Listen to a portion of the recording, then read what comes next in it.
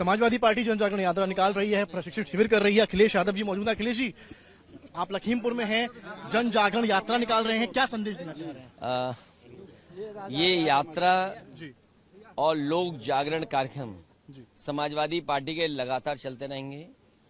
जो जनता के सामने चुनौतियां हैं और जिस तरह भारतीय जनता पार्टी संविधान और कानून की धज्जियां उड़ा रही है, कोई कल्पना कर सकता है कि सांसद थाने में जाकर के, चौकी में जाकर के पुलिस की मार पिटाई करेगा और पुलिस को ये पता ही नहीं उनका घर कहां है। कानून से कार्रवाई होगी कि नहीं होगी। धरने पे बैठे लोग, बेटियां बैठी नहीं धरने पर, बीजेपी के लोग सुनते रहे, देखते रहे। और केवल एक नहीं उदाहरण, ये 2 उदाहरण नहीं, पूरे उत्तर प्रदेश में आप इस तरह के उदाहरण दे सकते हो जहां भेदभाव के साथ सरकार काम कर रही है। लोकसभा का चुनाव विपक्षी एकता की बात हो रही, कल अरविंद केजरीवाल जी आपसे मिलने आ रहे हैं, पंजाब के सीएम भी आ रहे हैं, इस पर आप क्या कहें? तो अभी ये पता नहीं है कि किन बिंदुओं पर चर्चा होगी। 12 तारीख का कार्यक्रम स्थगित हुआ है।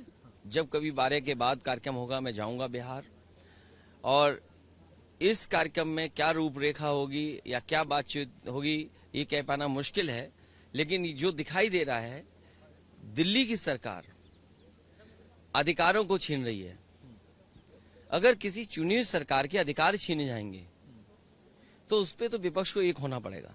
अखिलेश यादव चुनाव लड़ेंगे या चुनाव का प्रचार करेंगे लोकसभा? देखिए, दोनों काम होंगे और राजनीति में क्यों खाली बैठना, लगातार काम करते रहना, यही हम लोग ने सीखा और इसी रास्ते पर रहेंगे। ओडिशा को जिस तरह से इंजन का आपने देखा टकराया आपस में, उस पर क्या कहेंगे, जो कि बड़ा बीजेपी का दावा ये था कि इतना टेक्नोलॉजी का इस्तेमाल हुआ है और इतने मॉडर्न इक्विपमेंट्स लगे हैं कि ट्रेन अगर कहीं सामने आ जाएगी, पीछे आ जाएगी या दूरी कम होगी तो सिग्नल मिल जाएंगे और ट्रेन ऑटोमेटिक रुक जाएगी। जो कवच की बात की, लेकिन ये कवच नहीं है, ये भारतीय जनता पार्टी का कपट और भ्रष्टाचारी काम हुआ है। सोचिए कितने लोगों की जान चली गई और कितनी बार सिग्नल फेल हुआ है, वो भी डेटा आ गया है।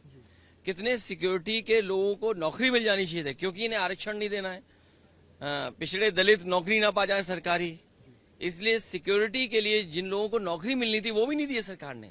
तो सोचो, सिक्योरिटी से खिलवाड़ कर रहे हैं लोग।